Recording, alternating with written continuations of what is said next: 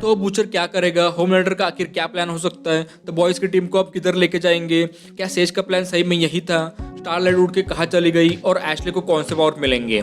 तो इन सारे सवालों को ध्यान में रखते हुए हम इस वीडियो में द बॉयज की सीजन 4 की एंडिंग और पोस्ट क्रेडिट सीन को डिस्कस करेंगे। तो एक एक करके हम सारे इवेंट्स को वहीं से जानना शुरू करते हैं जहाँ से ये सारे इवेंट्स ट्रिगर होना चालू हुए थे। तो रैन ग्रेस को मार देता है जिसे वो बचपन से जानता था और उसकी बॉडी के ऊपर से एकदम कैजुअली बिना कुछ सोचे चला जाता है और यहीं से सारे इवेंट्स ट्रिगर होना स्टार्ट होते हैं। रैन के अंदर के होमलैंडर को देखकर बूचर को रियलाइजेशन होता है कि अब चीज़ें इससे वर्क नहीं करने वाली।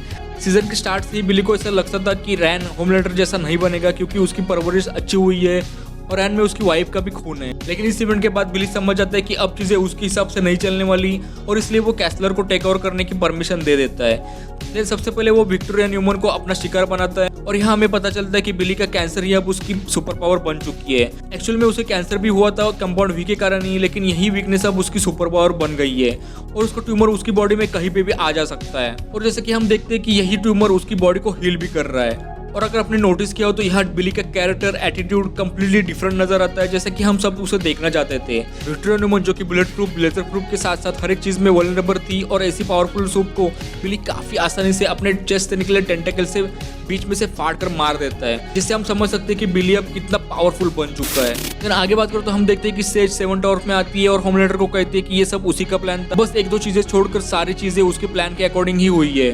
तो गाइस आपको क्या लगता है कि ये सब सही में उसी का प्लान था?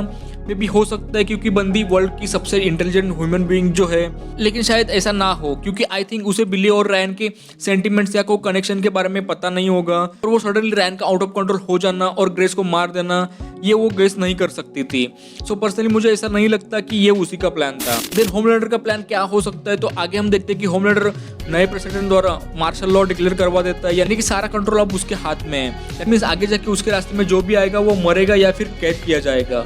और नेक्स्ट हम देखते हैं कि बॉयज अलग अलग डायरेक्शन में भागने की कोशिश करते हैं लेकिन उन्हें पकड़ लिया जाता है। चोर किमिको को जनवी वाले हरामी बच्चे पकड़ने आते हैं जहाँ केट फ्रेंची का माइंड कंट्रोल करती है और फ्रेंची सीधे जाके वैन में बैठ जाता है और ये देखकर फाइनली किमिको बोलने लगती है जिसको सैम पकड़ लेता है। फिर एमएम को ये भाई साहब पकड़ लेते हैं और एनी और हुई को भी पकड़ने आते हैं लेकिन एनी वहां से भाग जाती है। अब वो कहाँ गई ये तो नहीं दिखाया गया, लेकिन आई गेस मोस्ट प्रोबेबली वो माँ के पास ही गई होगी क्योंकि शेप शिफ्टर के साथ वाले इस कॉन्वर्सेशन में हम उसकी माँ का जिक्र भी सुनते हैं, तो आई गेस वो माँ के पास ही गई होगी या फिर ऐसा भी हो सकता है कि वो क्वीन मेयो के पास हेल्प मांगने गई हो। जब ये सवाल आता है कि इन लोग को पकड़ के कहाँ लेके जाएंगे, तो मुझे ऐसा लगता है कि बॉयज को पकड़ने जनवी वाले हरामी बच्चा आए हैं, सो बॉयज को भी वही रखा जाएगा जहाँ जनवी के अच्छे बच्चों को रखा गया है। तो वो जगह में भी जनवी के सेकंड सीजन में रिवील की जा सकती है, यानी कि द बॉयज के फिनाले के सीजन के पहले हमें जनवी का सेकंड सीजन भी देखने मिल सकता है जहाँ होमलैंडर के कारनामे दिखाए जाए। लेकिन दूसरी तरफ हम देखते हैं बिली को जो वायरस लेकर निकल चुका है और उसके पीछे जो कैसलर भी बैठा हुआ नजर आता है।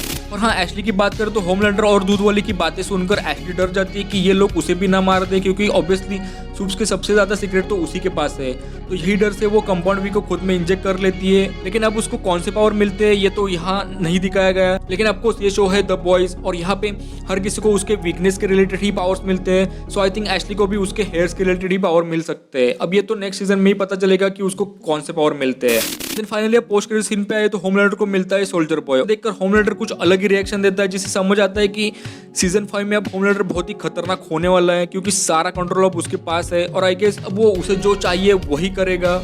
सो बेसिकली सीजन 1 वाला हरामी होमलैंडर जिसे सब लोग डरते थे वो अब देखने मिलेगा। और हम जानते हैं कि रैन और होमलैंडर के बीच में भी अब डिफरेंसेस आ चुकी है क्योंकि रैन भी होमलैंडर की असलियत जान चुका है। सो हमें होमलैंडर वर्सेस रैन का फेस ऑफ भी देखने मिल सकता है। लेकिन पर्सनली मैं एक्साइटेड हूँ बिली वर्सेस होमलैंडर के लिए, और सोल्जर बॉय भी तो है। ओवरऑल सीजन 5 बहुत ही एक्साइटिंग होने वाला है। बाकी आपकी क्या ओपिनियन है कमेंट्स करके जरूर बताना और वीडियो अच्छा लगा हो तो लाइक एंड शेयर जरूर कर देना और अपने भाई को सपोर्ट करना चाहते हो तो चैनल को सब्सक्राइब करके जाना।